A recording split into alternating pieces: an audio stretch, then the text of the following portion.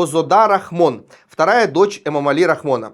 С 2016 года она возглавляет исполнительный аппарат президента, а ранее занимала высокие посты в Министерстве иностранных дел. Обладает большим политическим опытом, серьезным влиянием в элитах, что делает ее одной из возможных кандидатур на высший государственный пост. И все же наиболее вероятным кандидатом называют Рустама Эмомали, старшего сына Рахмона, который формально уже является вторым человеком в государстве. Он возглавляет Верхнюю палату парламента Маджлиси Милли. И в случае форс-мажора по Конституции автоматически становится исполняющим обязанности президента. Его стремительный карьерный рост, включая пост мэра Душанбе, рассматривается многими как подготовка к будущему престолонаследию. Однако внутри таджикской элиты обсуждаются и альтернативные сценарии. Один из них — технический переход, при котором власть временно передается третьему лицу, ну а затем нужному кандидату. Какой бы вариант ни воплотили в жизнь, сейчас для Рахмона самое главное, чтобы все прошло без потрясений.